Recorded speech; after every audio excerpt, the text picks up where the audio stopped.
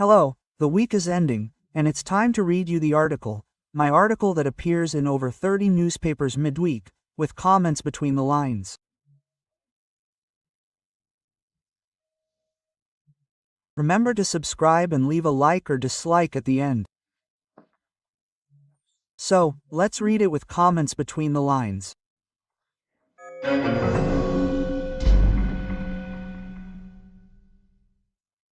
The title is Restless Natives. There's an expression from colonial times, right, referring to European colonies in Asia and Africa. The news, look, the natives are restless, right? It's a sign of a popular uprising, not really liking things, right? Murmurs, hubbub, a disturbance here and there, right? Well, I was inspired by this Zava to write the title, Restless Natives. There are a lot of restless people in Brazil. Even more restless after the threat to appoint Guilherme Boros as minister was carried out. He even traveled with Lula to East Asia. To show Lula wants cakes for the outskirts, the campaign in the outskirts, right? Lula himself said it. He noticed that as people's lives improve, they stop voting for the Workers' Party, PT. So you have to keep people voting for the PT, right, without improving their lives, dependent on gas, electricity, and Bolsa Familia. But if their lives improve, they leave the PT, right? It's incredible, right? Yeah, it's investing in poverty that yields electoral power. No one can predict what tomorrow will be like in a country where even the past is unpredictable. A quote from then Finance Minister Pedro Mala. It goes from the ground floor to the Supreme Court. Farmers are filmed crying. The ripe papaya they throw to the ground, the ripe mango that doesn't sell, the rice dumped in front of the Banco do Brasil.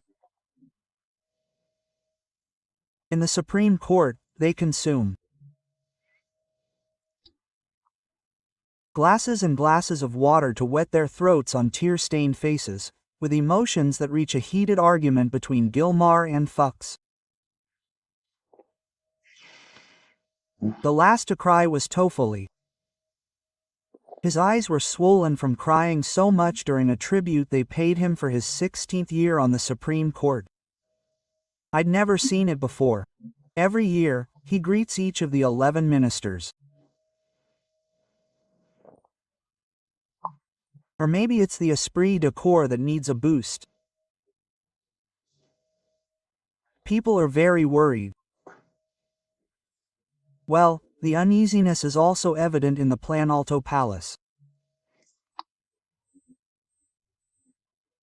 After Lula heard his foreign minister, Mauro Vieira, recounting what Marco Rubio told him in their private meeting in Washington.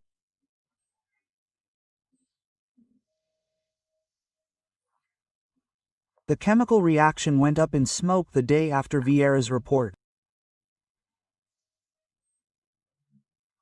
Lula reacted, donned a red shirt in an audience in São Bernardo do Campo, and said, "Never again will a president dare to speak rudely to Brazil, because we won't accept it." Yes, what the chemistry produced was foaming anger. It continued in Indonesia, where he said that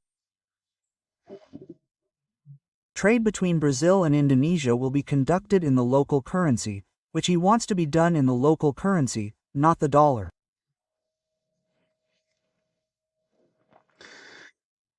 On the rest of the floor, that is, down there, the uneasiness goes beyond tears and anger.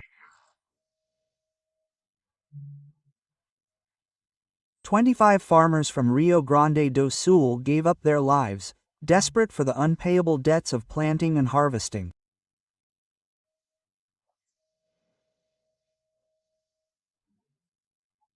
High up in the ivory tower, Minister Barroso couldn't take it either and deserted.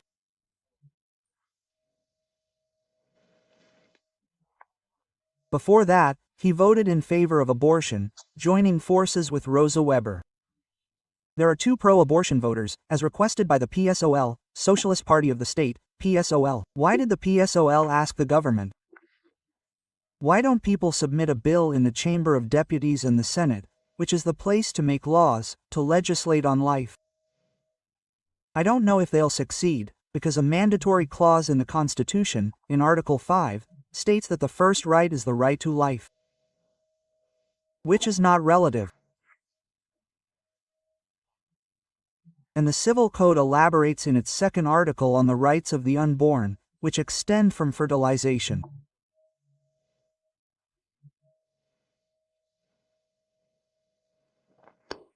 That's good, and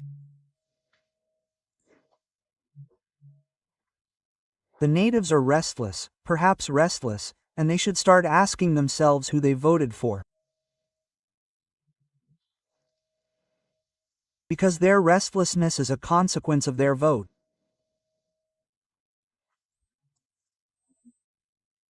From above, like Minister Barroso, who still wants to go on a meditation retreat, they could analyze themselves, know themselves, and ask, what have I done? What am I doing? Why am I restless about the things I've done?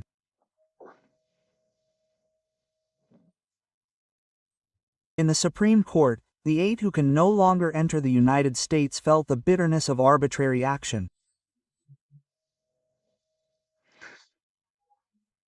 However, the cancelled visa is an administrative act, part of the legal and legitimate will of a country's authority. This is different from other arbitrary actions, the arbitrary actions of the judiciary.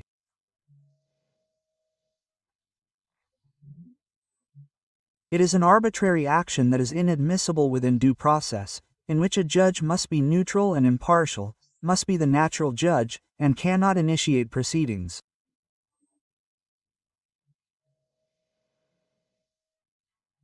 The police chief or prosecutor is the one who does that.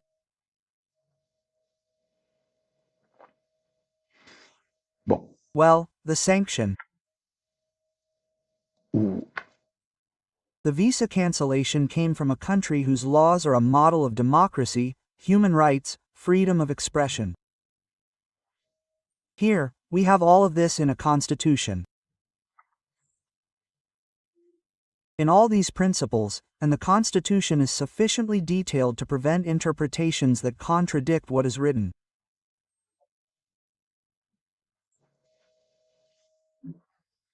We have a Constitution that can be followed to the letter. It doesn't need interpretation. That's why it's so verbose. In fact, the natives are on the verge of a nervous breakdown. The President of the Republic says to the Speaker of the Chamber of Deputies, "Face that this Congress has never had the low level of quality it has now."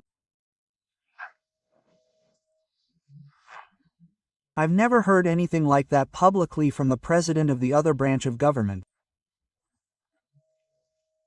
Here in Brasilia, I've never heard that, right? And Hugo Motta just listened passively. And restlessly. The legislature is trying out reactions like approving an urgent amnesty bill, but the urgent date was September 17th. Urgent on September 17th, right?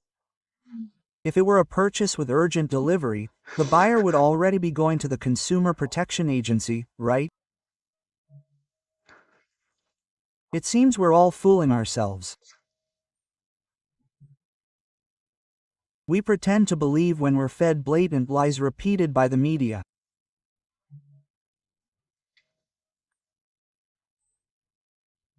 False statements are given a veneer that gives them reflection, but they never become truth. We witness convictions that are not based on fact. but on fiction. But at least we know this. Those who lie to us may not even want to think that we know they're lying.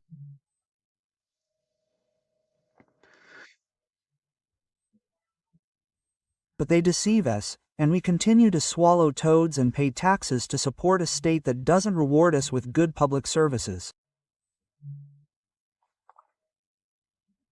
In fact, these should be excellent public services, in keeping with the size of the taxes. And witnessing all this, we become restless.